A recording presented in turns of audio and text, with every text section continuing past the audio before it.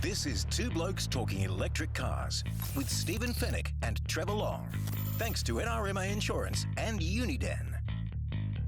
Wonderful people at NRMA Insurance proudly bringing you Two Blokes Talking Electric Cars and helping over 3 million people across Australia protect the things they care about. And Uniden Smart Dashcams awarded CanStar Blue's Best Dashcam. And we're going to talk to Brad Hales from Uniden a little later on in this show. Stephen Fennick, good to see you, my friend. G'day, Trev. How are you doing? I'm exhausted. Tired, are you? We play golf, so I'm still feeling that. But anyway, that's a whole other issue. Something your we'll body's cover not on used to, eh? You've got to get used to that sort Yeah, of stuff. movement. Yeah. But we did drive our electric cars there, though. We That's did. one You thing. just absolutely balled it. I turned up in the car park. My wife had the EV9. I put the Cooper. I thought this was cool. Yeah. And then Fennick you hear this zzz, Audi e-tron GT. Yeah. Ladies and gentlemen. Not a bad little ride, that one. Oh, yeah. And, not bad. Everyone assumed it was my car, of course. They thought, this bloke's doing great. Very doing well. Very, very well. All right, we have callers to get to, and if you want to be on the show, 0477 657 657, just send us a text. We'll get you on the show. It'd be great to talk to you about wherever you're at in your EV journey. But there's some news around in the last week or so, which is fascinating. There's been a big investment, and this is a New South Wales-centric story, but it kind of leads to where other states are going to go. Other states will be looking over the fence and thinking, that's a bloody good idea. It's an answer to the question, where am I going to charge my car? I don't have a garage. Yeah, I don't have off-street parking. Yeah. And this is a great solution. So curbside EV chargers, we're going to see a lot more of them. I think the state government's going to put down $4.1 million, and that's going to be supplemented with $8 million of private investment in this as well. So 671 charging ports at 391 sites across the state. It's really smart. And you think about barriers to entry for drivers. We hear it all the time. We've heard it on the show. There's a few people thinking, well, I don't have that off-street parking. Apparently like 30% of people in New South Wales don't have off-street parking. Yeah, it's a big number. So that's a lot of people. And if you're considering an EV, that's one of the considerations. Where am I going to charge it if I can't park it off the street? So this is an answer to that question. I think this will help move the needle, I think, for those customers, those drivers who are thinking about it. This might put them over the line. You mentioned, though, to me before we were recording, like we're a bit behind the 8 ball time-wise on this, aren't we? We've seen this in other countries for many years. I think you were saying I think I went to Sweden to Husqvarna in, I think, 2016. Yeah. And I saw at least one there. I thought, this is cool. Yeah. I was in Paris in 2019, and what they had was the parking meters were also charges. So you can pay to park and you pay to charge at the same time. That's smart. And everywhere you looked, in cities old as Paris, we'd have that sort of infrastructure already. So what it does, though, begs a question for me. Now, I live in the outer suburbs. Stephen hates coming Lives in the country. But it's not the country. It's just a beautiful suburb, right? And there's barely any cars on our streets, right? Yep. Bloke lives across the road from me, has like too many cars, and there's often streets. That's fine. Good on you, man. Yep. But I drove the other day to visit someone out at Bronte in a beachside suburb, and I'm like, there was nowhere for me to park. I was visiting someone in the middle of a weekday, by the way. So I hate to think what it's like when everyone's home. You came home. out east and you never visited me? No, mate, I didn't. Okay, I'm sorry to hear that. Got to swing by every time. Mate, that would have been on seeing you 3 days in a row, and that people would have started talking. So I had this thing where I thought, oh man, where do I park? And I loitered a bit. I drove around a bit, and then one popped up. But see, in this situation, are these going to be dedicated spots that you must vacate? Well, when you're charged? See, this is the challenge, I think, that's still another part of this evolution. I think it have to be. See, if it's because it's street parking, it's parking, right? So you're going to have to, it's going to be like any other parking spot where you pay for 2-3 hours, whatever it happens to be, and then when you're done, you're done. Or when you finish charging, you leave. So I don't know. I'm pretty sure they would have a limit to the parking. So you pay for the parking and you pay for the charging. I'm imagining a bloke called Cosmo, tall bloke, nice kind of Vinny-style jacket on. Kramer's his last name. Running around and doing deals with people. So, you've got your EV parked now. I'll give me your keys. I'll go and get Trev's car. Swap it over. I'll swap it over for you, so that you can do the whole switcheroo. And then the situation where you go to do that, but someone jumps into your spot, so you lose that spot. Like inner city parking is not easy. Well, that's what I was going to say. Like you mentioned, sort of where you live and Bronte. Bronte's a pretty affluent suburb, right? So if you're living in Bronte, you're doing pretty good. But I'm thinking Darlinghurst, Surrey Hills, around that inner city, Newtown, around the inner city. And this applies to Melbourne and all those other areas exactly too. right. Well, this is a New South Wales initiative, so that's where I reckon the rubber's going to hit the road, right in those suburbs where they don't have parking, they don't have a garage, and that's what they rely on. And in what they'll do, they'll kill two birds with one stone: park and charge. Not sure how long the charge or the parking spot. Yeah. I'd imagine you couldn't occupy that all night. And You'd have to vacate so that. here's for my someone point. else. Imagine you've got a suburban street in the city, and at night time it's full. Yeah, It's got cars everywhere, right? Yeah. So what's going to happen is they're going to take away one or two spots yeah. to And create so this. only EV drivers can park there. Yeah. Only EV, and they can only park there while they're charging. There's a spot in Rosebery like that. You know what I'm saying? Like it's going to cause drama in suburbs as well. And you're right. And Rosebery's another suburb where a lot of companies have launches in those areas. I think Ecovacs and Samsung have had launches. Yeah. And recently there were two spots out the front of this venue that were just for EVs, and in a very busy, like Rosebery's hard to park as well. These two spots, clearly marked in green, had the charging stations. It's BYO cable, so you need to have a cable. And I think these would apply the same way. Yes. So they were right there, right in front of the place where you want to visit. So if that, it's going to add to the convenience. It's going to add to give you that peace of mind. You're going to get a charge. So I think bring it on. One last little tidbit on this. There is a problem for some people when you've got your cable, because a lot of our cars have the charging port on the right-hand side.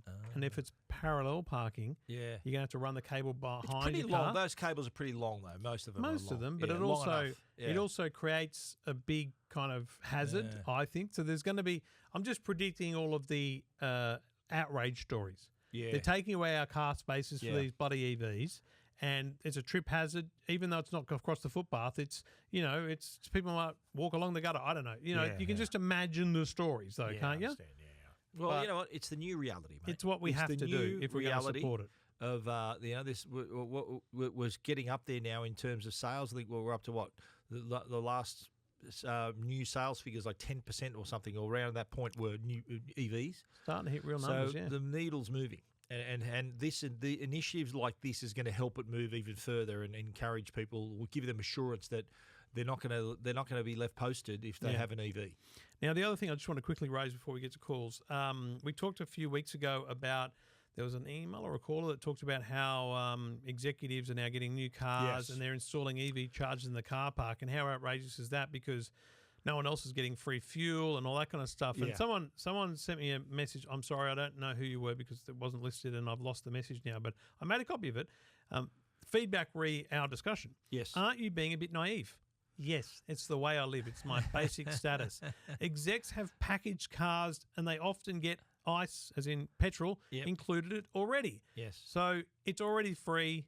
The charging is just a carryover. Great point. I agree wholeheartedly. Yeah. But my point was the perception. I don't think most average staff members realise that Joe Blow's car is A, part of his salary package, and B, it covers petrol as well, right? Yeah. It's just, that's not guaranteed. Well, they didn't have a petrol Bowser there. It's not obvious, right? But now you're putting in a physical charger and people are going, well, what about me? Yeah. And what about the bloke that does have an electric car? Can he use it well? It just creates a new visual conversation, and I think that was my feedback on that. And fair enough, if you got a package that good, then good luck to you. Mate, good luck to you. EV and free charging at work, that's pretty good. Yeah. Anyway, we don't mind feedback. I will take it on board at all times. I will curse you under my breath. That's our default position. Yeah, that's where I start. Two Blokes Talking Electric Cars. Thanks to NRMA and Uniden. 0477 657 657. Send us a text. We'll get you on the show. If you got feedback, good or bad, if you love Talk to EVs, us. Yeah. you hate EVs, you're buying an EV, you've owned an EV, you've gotten rid of an EV, we'd love to hear from you, because we're learning. You're buying a second-hand EV. We're learning at the same time EV. as everyone else listening. If you're on a third-hand EV, let's talk. We've got to talk. Yeah. Anyway, Stephen, I'm going to change shirts and talk to our next caller. Good luck to you.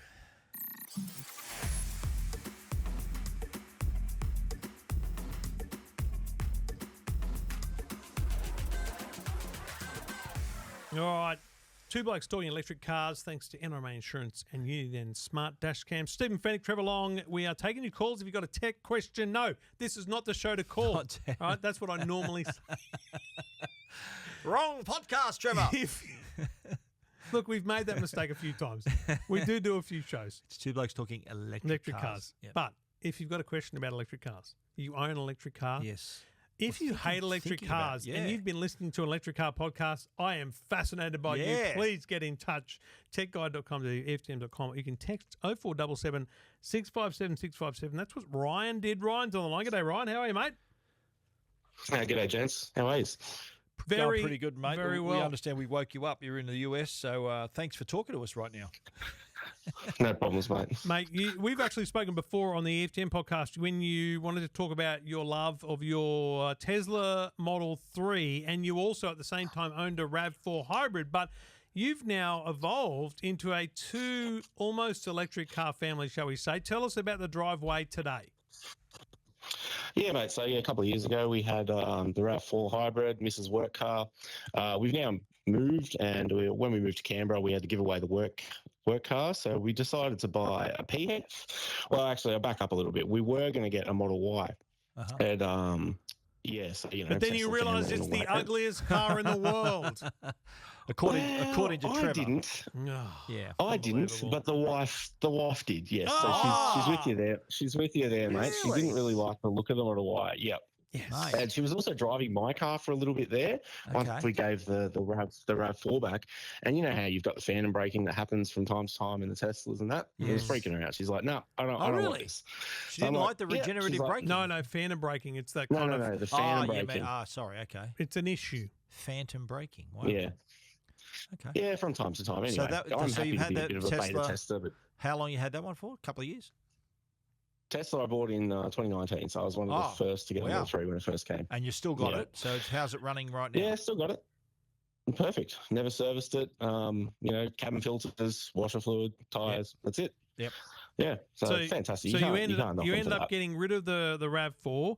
And what was the conversation with your wife about what's the next car? You obviously at some point eliminated the Model Y. Why did you not go for another full electric? Why did you end up with a plug-in hybrid electric vehicle? Also, we discussed it, and Tesla charging network is, it's the best. Everyone knows that, right? You guys have mentioned it quite a few times as well. Yep. So since the Tesla was out of the question, because we wanted an SUV, so we're like, all right, let's look at something else. Nothing really else was, ringing our bells. So we're like, all right, let's go PHEV. I wanted to stay electric at least somewhat. So I looked around, looked at used X5 plug-in hybrids, found a couple, but they weren't really ringing my bell with the range that they were doing. Like I think 2018 X5 plug-in was about 20 Ks of electric range. It's not really good enough. Yep. So we found a Merc. It was a 2020 Merc GLC 300e. Advertised electric range of them is about 45 Ks. Reality is they'll probably do about 30, right? The battery's still in good nick from what I can establish. And they get worked pretty hard considering you're pretty much emptying them every day. Right. So, everyone knows that EV batteries, cycles, I guess, is, the hardest thing on them. But ours seems to be holding up pretty well. So I think it's got a good buffer in it. So it must be, keeping it in the middle there somewhere because it takes me 2 hours and 40 minutes because I set up scheduled timing essentially to charge it. At about 15 amp, and that's been consistent over the last couple of years. So, what about your Tesla? What's the charging situation with that? Do you charge that at home as well, or do you charge it publicly? What do you do? Yeah, so again, just charge at home off a PowerPoint, 15 amp PowerPoint. Yep. Every night, but I only charge it to 50% now. I used to charge it to 80, and then 70, and then 60, because looking after lithium batteries, it's all about. I guess they last the longest if you're keeping them in the middle. So 50 being optimal and then keep it either side of that, right? So, yes, I probably shortchange myself a little bit in range, but I don't need it, mate. Like I'm only doing 45 Ks, 60 Ks a day. Yeah. So it's basically my car is the daily, right? It's just me going to work and back. So I just charge it 50% and call it a day for that one. We take the Merc everywhere else. Weekender essentially. It's more comfortable. And nothing wrong with the Merc. Do you feel a better efficiency from a PHEV than a hybrid or not? Because there's really no ongoing efficiency from driving the PHEV once you get out of the electric range. No, so that's an interesting one actually. Now the Merc's probably not the greatest example of a PHEV because they're not that efficient, right? So I keep a log, and you know this too, Stephen. You've got the Merc app, right? And it keeps your logs of everything that you do.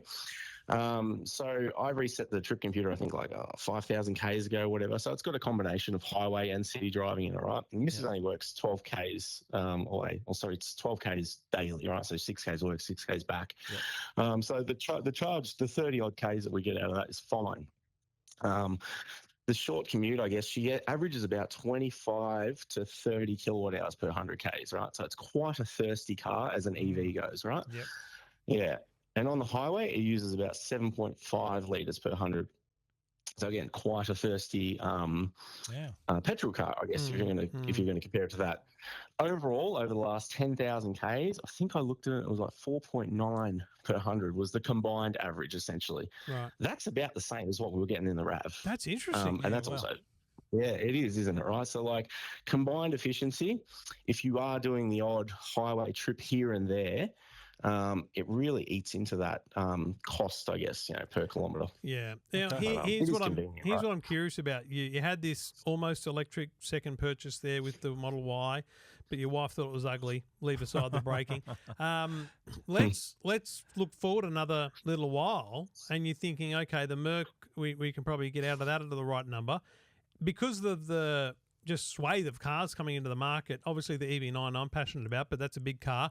You've got the EV5. You've got there's just so many more cars coming in that are bigger. Is there more chance that you'll go EV with that second car in the future? We should have done it the first time, mate. We should have got an EQC. Yeah, that's true. Yeah, like we're just the compromise in a PHEV. Don't get me wrong, America's beautiful car and all that. It's just. And considering the cost of a PHEV, right? Like the extra money that you're paying for a PHEV above everything else. Like look at the Mitsubishi. I mean, let's forget the Mercs, right? You drove the Outlander. Yeah, the Outlander PHEV. Like you guys have driven it. I haven't yet, but a mate of mine's bought one. What are they? 20 grand more over the petrol variant? That's a lot of cheese, right? To go into that. That's in full electric money. Just go full electric. I think. PHEVs, as good as they are, and the convenience of never having it on a servo if you're only ever commuting, and the Outlander's probably a better PHEV in that it gets like 80 to 100 Ks range, I think. So your daily commute's obviously a lot wider than what I can do in my Merc. But that 20K, that's a lot of cheese to get into a more or less a very limited range EV. Okay. Can we switch back off the Band-Aid? Yeah, switch back to the Tesla. Just want to get your views on what you like, what you don't like, what you'd change on it. So sort of put your reviewer hat on. Yeah, mate. Well, look, performance of the thing, I'm a car guy, right? Like I've had modified HSVs and that throughout the years. I bought the thing because it's quick. I didn't buy it to save the planet or anything like that, right? That's the quote of the century. Yeah. We're with you. Quick, no servicing, cheap to run. The tech in the thing is unreal. If you're happy to be a bit of a beta tester from time to time, don't even get me started on like things like windscreen wipers and whatnot. They're terrible. Really? Okay. So what you don't like are the auto wipers. Yeah, right. The auto wipers. But it comes and goes. Like I've had the thing 4 years, but it was. I feel it was better 4 years ago than what it is now. Like since they ditched the radar for cruise control and all that. But anyway. And are you feeling are you going to hang on to that for a little while, or are you I was just going to say on the same reason, given that you're not a fan of the camera-based systems and you prefer the radar, and the 2019 version's a better one than today, even though it looks so much better in the Highland. Do you replace the Tesla at some point with another Tesla, or are you tempted by all the other things on the market? No, any day of the week, I'd buy another Tesla. I feel like, yes, there are some quirks, I guess, here and there. Like, the cars just aren't for everyone. They're right. I feel like they're for tech people who are happy to, work around certain things. It will get there. I have no doubt. A lot of things have improved. Once you're in the Tesla family, it's hard to get out of it. I'm a rare example of leaving Tesla. Don't mess with the family. But that's right. What are we doing here? But hey, mate, you would have been there still if you got the plan. Oh, absolutely. Yeah, no, you've heard the podcast, mate. You know my story better than I know it myself. But I remember at the time it was like a bit of a movement, like owning a Tesla. It's like you were part of a movement. I thought. Yeah.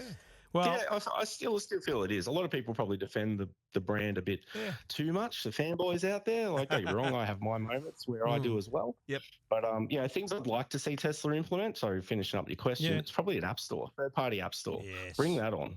Yes. Yeah. You're missing CarPlay too. You don't have CarPlay in the Tesla. I'm actually one of the few people that don't really like. I'm actually over in the US right now, and I'm Yeah. using CarPlay in a Ford Edge that I've got at the moment. Yep. I had Kia Niro beforehand.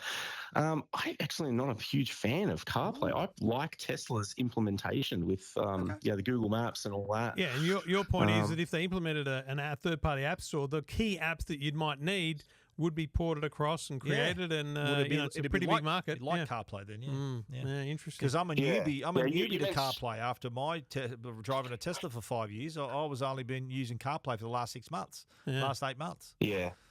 Well, we've got it in the Merc, and I never use it.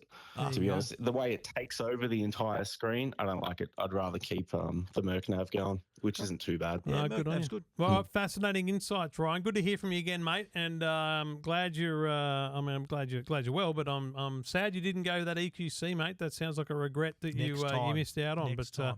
You never know what'll be next, Ryan. Never know what'll be next. EQE, mate. Go hard or go home. No, mate. It needs an SUV. Pay attention. Thanks, Ryan. Good to chat to you, mate. Too easy. Thanks, gents. Cheers, boys. Look, I mean, that's a tough one because you hear the regret there about getting the plug-in hybrid and not going the full electric. It's, you know, for someone who owned an EV, and he doesn't regret not getting the other Tesla because it's you got a happy wife, happy life, right? Of course. He's not going to upset her, but No. there you go. Whatever you own, whatever you want to own. Everyone's got a different story, eh? Everyone's got a different story, different circumstances, and different needs. But when you hear these people, you'll hear someone that aligns more closely with you than someone else does, and that makes a big difference to the purchasing experience. So that's why we want to hear from people. Whatever your EV experience, let us know. techguide.com.au, EFTM.com, and you can text or WhatsApp 0477 657 657.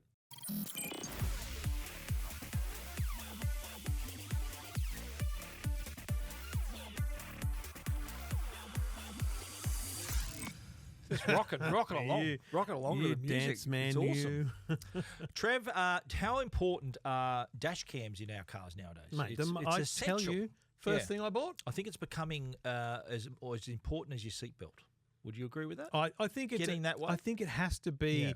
Like so many people say to me, why aren't they in cars from the factory? That's right. Yeah. Like it's such an important thing. So that's why we talk about them a lot, because I think most people want the peace of mind that comes with a dash cam. Absolutely right. Now, one of the bigger brands in the dash cam market is Uniden. Of course, they are great supporters of the Two Blokes Talking Electric Cars podcast. And we've got on the line Brad Hales, who's the National Marketing Communications Manager for Uniden Australia, who's going to have a talk to us about not only the latest models, but also the category in general. Brad, how you doing? Thanks, gentlemen, for having me today. No Mate, dramas. Great to have you on. And like listening to us gibber on like that, it is a weird thing, isn't it? Such an important thing for people out on the road. You see the number of videos that become part of the news or investigations or whatever. It is something that people often overlook, but it's actually something so simple to put in any car. Yeah, no, I totally agree on that. It's one of those essential technology items to have in the car these days. Like, you want to record everything that's on the road, like, in case something happens, like, an accident or, police need this footage. And, in the past, when you didn't have dash cams, you'd have to, draw a diagram and tell everyone how it happened, tell the insurance company how it happened, where your car was facing. And with the dash cam, it sort of records your version of events, which is just, that's the way you want it. It's not someone's opinion against yours. Well, it was your word against someone else's, in the past. Now you got video evidence that helps. And speaking of the video, and haven't we seen a massive improvement in quality? So I know in the most recent version, the Uniden dash views, you've got a 4K and even a 5K dash cam now. Yeah, that's correct. It's we just released obviously a new range of dash cams, and I was sort of looking at a range that had really high spec, and everyone thinks 4K is enough, and it probably is in most cases. To be honest with you, it's capturing those details. But I thought let's just try and push it a bit, and let's go for a 5K front camera, and we introduced our Dash View 60 plus, and there's a lot of people, especially the early adopters, probably guys like yourself, and that really want the high end cameras, and we're getting a lot of demand for that product. It just gives you that extra clarity, when you're trying to record stuff like license plates and night vision and elements like that. So it is quite a good camera.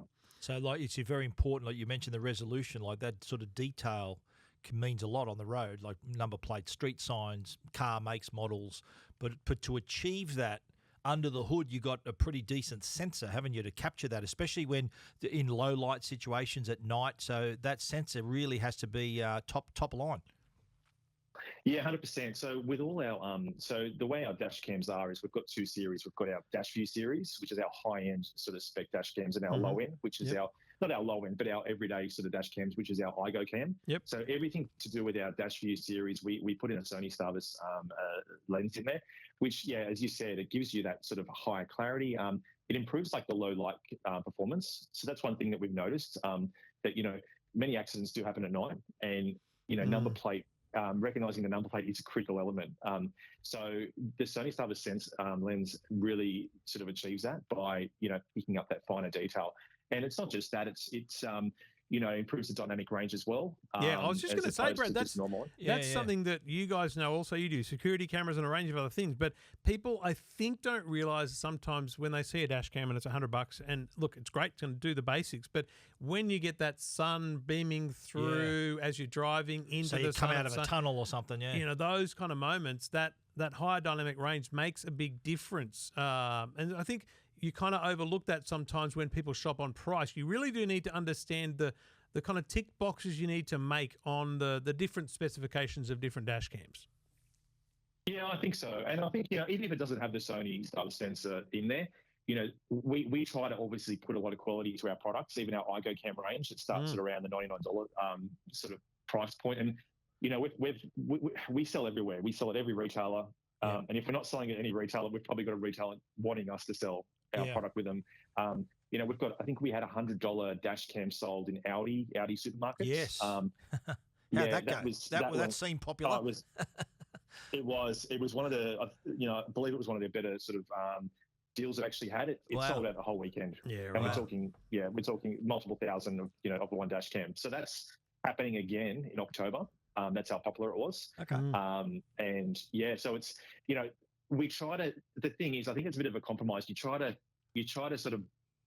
give the customer the features they want, but you can't go overkill either, because you want to hit the right price point as well for the customer. So even our 5K dash cam that we've got, that's $399, which is just a really good price point. And they go up to, like, you know, $499 if you want the rear view camera as well, which is quite important as well. Yeah, so, and I think the wonderful thing about your market is it's still a growth market, isn't it, Brad? Yeah. Because I look around and I think, why don't you have a dash cam? I see my mates, why don't you have a dash cam? That's just for such a simple expense, the peace of mind. And I think that's the big thing here. It's not just about having something cool for Dash Cams Australia, right? It's about the peace of mind if something happens. It's the support for your side of the story that is most critical in unlikely event of a crash. But you want to have that, don't you? Yeah, no, 100%. And like I sort of, you know, obviously I've got dash cam in my car, and all the staff here at Uniden, we have dash cams in our. And I sometimes see some of my friends buy vehicles and they don't have dash cams, and I'm thinking the same thing. How can you not really have a dash cam? Because, you know, you could be parked somewhere in the shopping centre, someone hits your car, you've just got no record of what's happened, and you just, you know, having to take insurance out for that, and you're up for a few $100s. And love that feature. I love that feature, because a lot of incidents do happen like that in car parks. Tell you what I also love is the fact that they're now, I like the design is kind of, you can't even see it from the driver's seat. They're pretty discreet now. Remember the old ones had the big screens on them and it was pretty prominent? I like with the dash view range, you really move away from that. I like with the dash views, it's really discreet. You can fit it behind your mirror, and you couldn't even tell it's there from the driver's seat. Well, that's sort of the point. Half the point, that you want the dash cam to, you know, you want it to work. You don't want to see it. That's essentially what it's about. So that's what we've tried to achieve with this whole dash view series, and, you know, it's quite well recognised. The dash view series in the market. You know, there's obviously some other brands in the market that are quite good that we compete against. You know, every brand has its sort of market. And what we try to do is we try to offer, sort of the complete solution from, you know, the person that just drives once a week to someone that drives, you know, every day. And how is you mentioned the market? The market must be healthy, because there's still a lot of people that don't have dash cams that are getting the message. Yeah, it is healthy. We don't get market data in Australia. We used to, but we don't get market data. But we from what we sell, it's been year-on-year growth in dash cams. Okay. And Yeah, and we try to obviously look at every product that we bring out, and if there's any issues with it, or if there's feedback, we really try to act on that with the next series, or we try to do firmware updates. So that's probably the reason that because we recently received the CamStar Blue Award for best dash cam brand. Wow. So yeah, so we try to do that, and I think that's probably why we've probably been rewarded with that, because we get feedback, internally. We've got a team here at Uniden Australia. We look at the product, and we can do updates here, and then we can pass it on to the factory overseas as well. So I could speak to that, because I think that if you look at just the app, and I think people often, if you had a dash cam 5-10 years ago, you pulled an SD card out, you put it in your computer, you try to look at footage. But now the best ones have an app, and that allows you to sit in your driver's seat pulled over at home and actually download something that happened to you on the way home, or really simply update settings. The app today, Brad, is 1,000% better than it was just a few years ago, and I think that's just simply the input of users, the feedback, the iterations on it. It really does make it a challenger, because I think the app is just as important as the camera itself, because what's the point of having great footage if you can't get it off with ease? You can't get at it now. Yeah, 100%. I think it's funny because people love that sort of that smartphone app as well, because they don't have to, in the old days you had to pull the SD card out, put it in the computer, download it and all that, but the straight away you could just share it, if you want to share it, or it is a great feature. Excellent. Very good. And plans for the year, more new models coming out. I'm assuming you're always iterating the product, but the Dash View range is where it's at, because that's a new range for you. It's obviously great growth for you. It's a more premium product for you. It's a successful product too because of the quality of it, and I think it introduces people to the product in a great way, because that front and rear, the 5K, the wide angle on them is unbelievable. So it's just about pushing the concept of the dash cam is as much the message as the choice of the dash cam itself, I'm assuming. Yeah, no, 100%. And I think it's important that people sort of realise that it's important. You buy a dash cam, but it's also important that you are buying the correct accessories as well for it. So if you're buying the correct SD card as well, that's the really important thing people overlook. Yep. Because sometimes we get we might get a couple of returns, and it's like, well, this is actually working, and then you find out that the customer's used an SD card that was sitting in their right. And that's actually a really big. That is probably 90% of the issues that we get. A cheap SD card doesn't have, because we've got to think about it, right? This is a camera that is constantly recording video, constantly, whenever you're driving. And an SD card needs to have the speed and performance to cope with that, especially at 4K. And so people are buying a cheap, 64 or 128 gig SD card, probably online, and they're going, sweet, I've got a great deal on this. But they don't realise it doesn't meet the classifications that will actually make it work in a dash cam. But it comes with it, doesn't it? The Dash View has a 64 gig endurance card included. Is that right, Brad? Yeah, that's correct. So all our Dash View series, they include the SD card. So we obviously make sure that it's got the MLC or SLC card in there that satisfies that minimum requirements. But we also include the hardwire kit, which is quite an important element, because I think probably talking about installing a dash cam, a lot of people want it hardwired. They don't want to see these cables all around the vehicle. They want to obviously activate the whole parking mode, because with a parking kit, you can actually have that parking mode, which is when you're away from the vehicle. If someone hits the vehicle, it starts recording, and that's when you need the hardwire kit. So we include that in there, and we're trying to sort of eliminate any issues that people might have. So, but then again, people might not have the budget for the Dash View series, and that's why, as I said, we've got this iGo Cam series, which is top notch, and it just means that you have to buy an SD card, but. As I said, you really need to make sure you're buying the correct one. Absolutely, something for everyone, mate. And congrats on the Dash View, the Uniden Dash Views, the dash cams, the whole lineup. Very, very popular in the market. I think if you're buying a new car, if you're in the market for an EV and you buy a new car, you're obviously spending $40,000 or more. Buy a dash cam. Buy a Uniden seriously, dash cam. chip in, get a dash cam, because honestly, I feel so much better with the peace of mind that exists. Definitely. Good on you, Brad, and thanks for your support, mate. Thanks, mate. Thanks, guys. Appreciate it. Thank you. Yeah, good man. Thank you very much, Brad. You're buying a brand new car. Is that not the first thing when I get a new car? First thing is a dash cam. I had the dash cam. I left my old dash cam in my Tesla. I did the same with the old Kia. I got a new one. Yeah, upgraded. Dash View. Go all the way. There you go. I think I had the dash cam sitting here ready to go before I got the car. Yeah, I do too, actually. Yeah. And look, I'll be honest. So installing the cable, even for the cigarette lighter style charger, it's not bad. It's the most viewed video I have on YouTube. So many people want to know how to do it because it's actually really easy. Okay. To do the hardwire kit, hands up, I couldn't do it. Yeah. I tried. I looked at the fuse box. I just went, you no. need I skills just paid there. someone, right? Couple But of $100, you get. if you've got a little bit of skill, it's actually not hard to do. But I just don't know how to dig under the hood of those things. Yeah. I'm not a It's a handy skill. man. Look at these hands there, okay? Softer than pillows, those hands. No hard work been done here, folks. Anyway, thank you to Brad for his support of Two Blokes Talking Electric Cars. But most importantly, the message there is get a bloody dash cam. Get a dash cam, because at the car park, mate, that's what I reckon is one of the best features. If someone backs into you in the car park and doesn't leave a note, boom, you got them on the dash cam. See you later, baby. Hello. All right, Two Blokes Talking Electric Cars.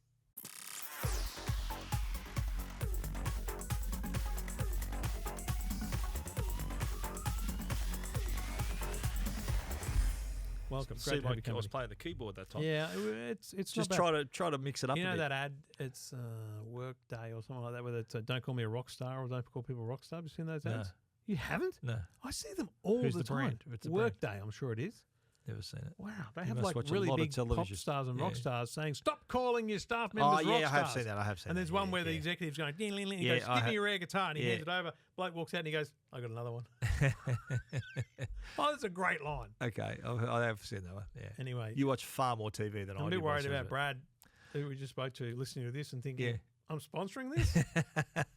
Love you, Brad. Cheers, Brad. We love you, my man. Thanks for listening. Thank you to Ryan for being on the show. We'd love to have you on the show. Plenty more calls to come in the weeks ahead, and we want to hear from you. 0477 657 657. You can go to techguide.com.au, EFTM.com. You can get in touch with us in a number of ways, and we'd love to hear from you, always. Definitely. Thank you, Stephen. See you next week. See you, buddy. Play the same one. Too late. Let's go. Woo! Production values are high here when you play the same sting. Farewell, everyone.